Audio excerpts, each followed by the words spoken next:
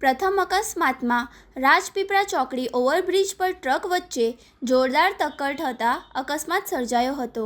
National highway number 48 પર રાજપીપળા ચોકડી overbridge નજીક હાઈવે પર દોડતી બે ભારે માલવાહક ટ્રક વચ્ચે જોરદાર ટક્કર થઈ હતી. અકસ્માત એટલો સ્પીડમાં હતો કે બંને ટ્રકો રોડની વચ્ચે જ ફસાઈ ગઈ હતી, જેના કારણે હાઈવે પર કિલોમીટર લાંબો ચક્કાજામ સર્જાયો હતો. ઘટનાની જાણ થતાં જ સ્થાનિક પોલીસ અને ટ્રાફિક બ્રિગેડની ટીમ દોડી આવી હતી. ભારે જહેમત બાદ અકસ્માતગ્રસ્ત વાહનોને સાઈડ કરી હાઈવે ખુલ્લો કરાયો હતો. બીજો અકસ્માત પાનોલી જીઆઈડીસીમાં સર્જાયો હતો.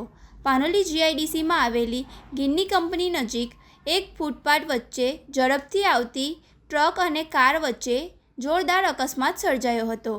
ટક્કર એટલી ભયાનક હતી કે કારના આગલા ભાગનો કૂરચો બોલી ગયો હતો.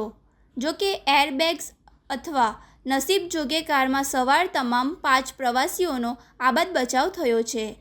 અકસ્માતનો અવાજ સાંભળી આસપાસના સ્થાનિક લોકો તાત્કાલિક દોડી આવ્યા હતા અને કારમાં ફસાયેલા લોકોને સુરક્ષિત બહાર કાઢ્યા હતા. અત્રે ઉલ્લેખનીય છે કે અંકલેશ્વર હાઈવે અને જીઆઈડીસી વિસ્તારમાં ઓવર સ્પીડ અને રોંગ સાઈડ ડ્રાઇવિંગના કારણે અકસ્માતોનું પ્રમાણ વધી રહ્યું છે. મંગળવારે થયેલા આ બંને અકસ્માતોમાં સદનસીબે જાનહાનિ ટળી છે, પરંતુ ટ્રાફિક વ્યવસ્થા કલાકો સુધી ખોરવાઈ ગઈ હતી.